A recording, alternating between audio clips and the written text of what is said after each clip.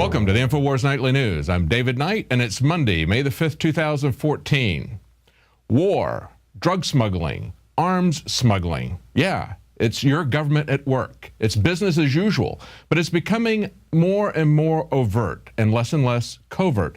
Look at this report out of the Ukraine from Kurt Nemo on INFOWARS today. CIA and FBI work with fascists in Ukraine as the war in Europe unfolds. Now, we're not just bandying terms around. We talk about fascists.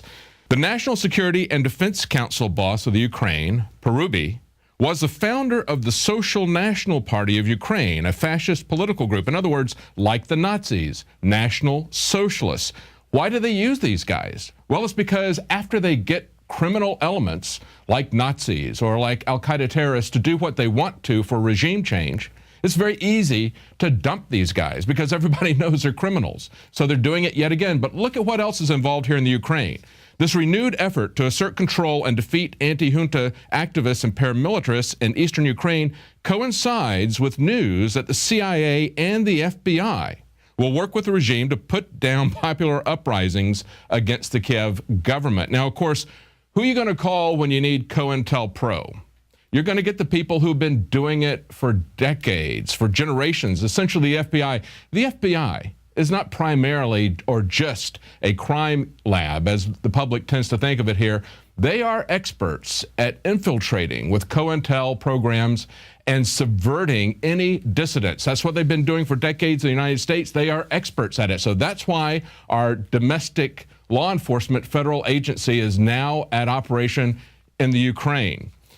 But as we saw last week when Tosh Plumlee talked to Alex Jones about even going back to the Iran-Contra controversy, the scandal that was involved with that, and bringing it forward into Benghazi, we see that arms and drugs have been smuggled for decades by the American government. A story comes out of the New York Times today that the arms cache is most likely being kept in Texas by the CIA. Now, this is a series of investigative reports that are being done by retired CIA analyst Alan Thompson. This was linked on the Drudge Report. It's the New York Times reporting this.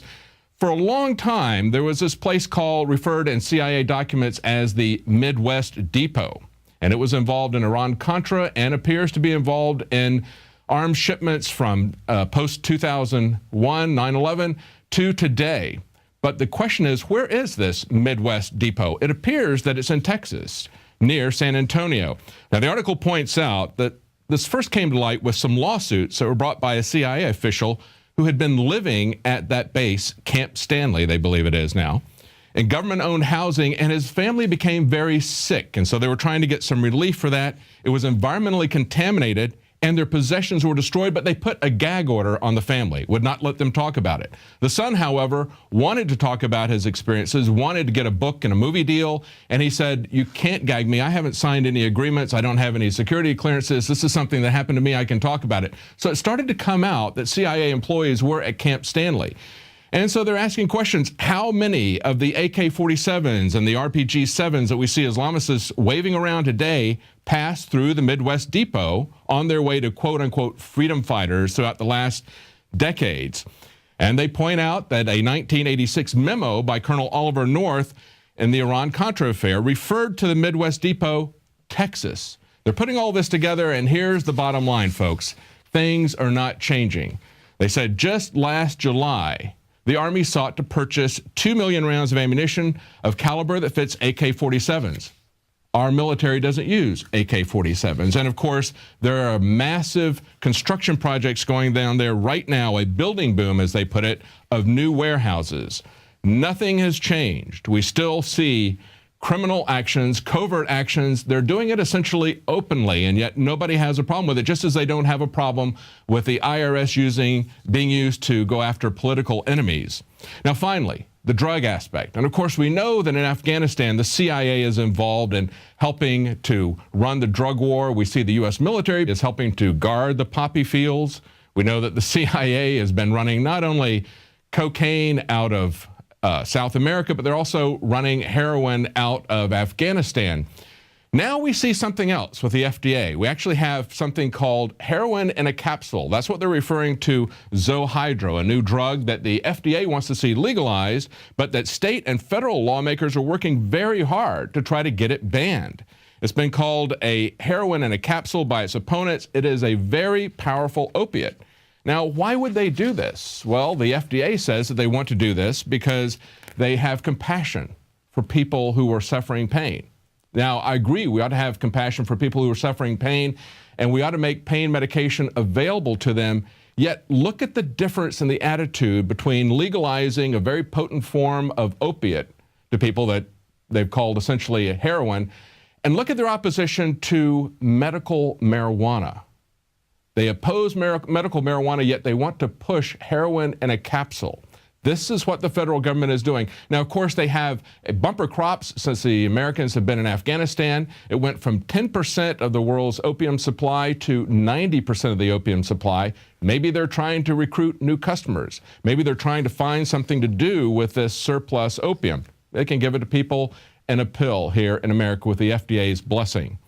Now, finally, look at this bill out of Florida. We're talking about contradictions in terms, talking about governments doing exactly the opposite of what they say they're going to do. Here we have a Florida bill that's going to allow law licenses for non-citizens. Actually, not just non-citizens, but people who are here illegally. Now, last year, in March, the Supreme Court in Florida ruled that people that are in this country illegally could not get a law license. So what did the Republicans do? Well, they passed a bill, and the Republican governor is going to sign it to allow people who are here illegally to practice law.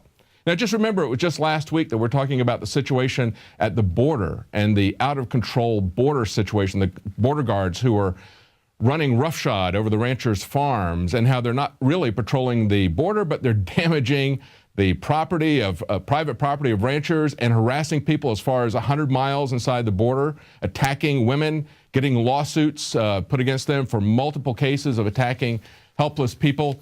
And of course, we had a vice president of the Fraternal Order of Retired Border Patrol Officers, and he pointed out that they're actually hiring illegal aliens to patrol the border. He says they're taking 2 to 3 years to do background checks on them, and they know that a lot of these people are illegals. So we see not only irony, but an amazing hypocrisy. And speaking of that, today is Cinco de Mayo, a Mexican holiday, and we've seen amazing turnaround where students in California are being banned from wearing American flag T-shirts on Cinco de Mayo. And we see a group protesting that. And as you can see in this article from Paul Joseph Watson, there is a patriot group that is protesting the ban on American flag T-shirts on Cinco de Mayo. So that's California. What's the attitude here in Texas? Well, we sent INFOWARS reporters out to the streets of Austin to find out. Stay tuned. We'll be right back with those reports.